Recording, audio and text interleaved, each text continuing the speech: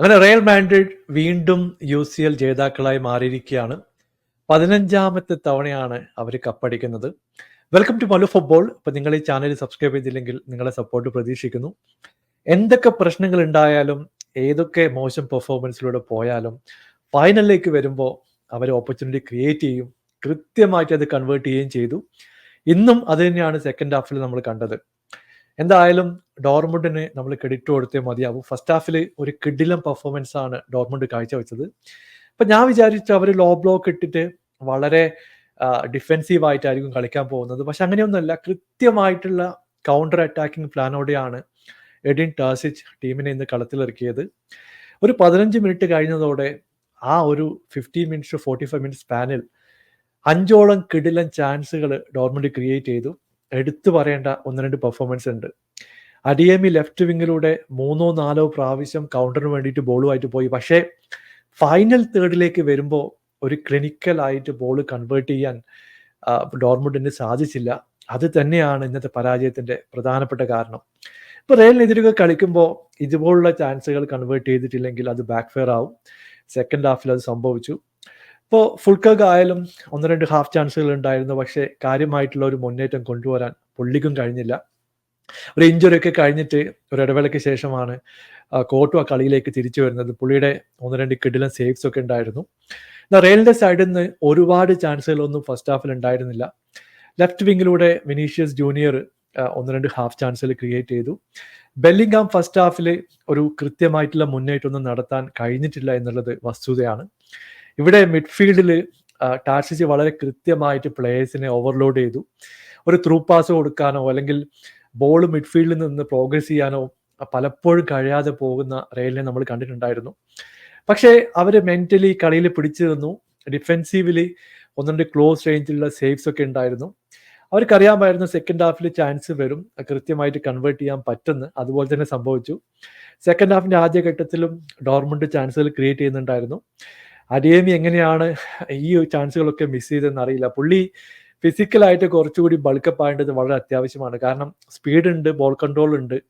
Final തേർഡിലേക്ക് വരുമ്പോൾ shot conversion ഒരു average ആയിട്ടാണ് എനിക്ക് തോന്നിയത്. അങ്ങനെ സെക്കൻഡ് ഹാഫിൽ കളി പതുക്കെ മുമ്പിലോട്ട് പോയി. ഒരു സ്പാർക്കിന് വേണ്ടിയിട്ട് റയൽ വെയിറ്റ് ചെയ്യായിരുന്നു. സെറ്റ് പീസിൽ നിന്നാണ് ഓപ്പർച്യൂണിറ്റി ക്രിയേറ്റ് ചെയ്തത്. ബോക്സിലേക്ക് വന്ന ഒരു കിടിലം പന്ത് കാർവഹാൽ കൃത്യമായിട്ടുള്ള ഒരു ഹെഡറിലൂടെ ഗോളാക്കി മാറ്റുകയായിരുന്നു. നമുക്കറിയാം ബിഗ് മാച്ചിൽ കാർവഹാലിന്റെ ഒരു ഇമ്പാക്റ്റ് നമ്മൾ പലപ്പോഴും പറയാറുണ്ട്. ഇന്ന് കൃത്യമായിട്ട് അത് കൊണ്ടുവരാൻ പുള്ളിക്ക് കഴിഞ്ഞു. അതോടുകൂടി കളി മൊത്തം പോയി.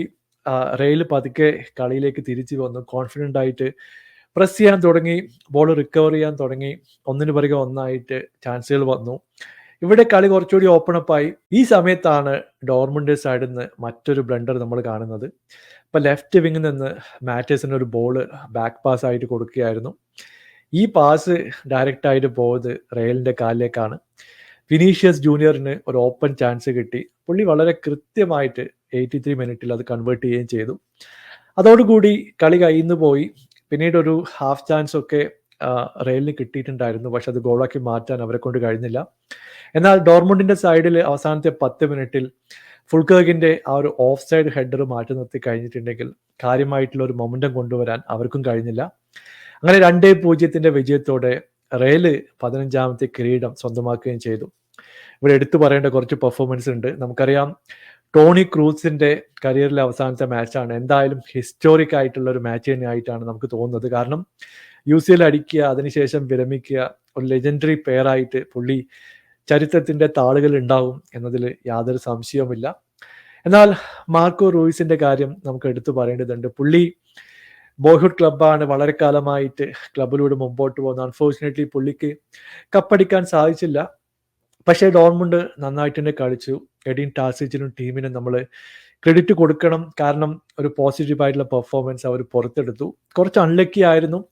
പക്ഷേ റയൽ കളിയിൽ പിടിച്ചു നിന്ന് കിട്ടിയ ചാൻസുകൾ കൺവേർട്ട് ചെയ്തു. നമ്മൾ പലപ്പോഴും പറയാറുണ്ട്, ഇത് വെറും പ്രോഗ്രസീവ് ഗെയിം മാത്രമല്ല, മെന്റലി നിങ്ങൾ എത്രത്തോളം മത്സരത്തിൽ പിടിച്ചു നിൽക്കാൻ പറ്റും, കൃത്യമായിട്ട് എത്ര ചാൻസുകൾ നിങ്ങൾ കൺവേർട്ട് ചെയ്യുന്നു, ചെറിയ മാർജിനിലായിരിക്കും പരാജയങ്ങൾ വരാൻ പോകുന്നത്.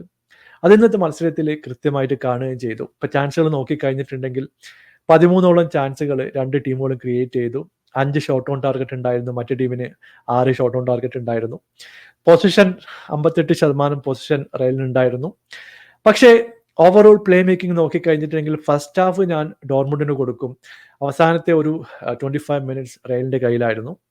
എന്തായാലും കൃത്യമായിട്ടുള്ള ഒരു ജയത്തോടെ 15ാമത്തെ ടൈറ്റിൽ അവരുടെ ക്യാബിനറ്റിലേക്ക് വരികയാണ്.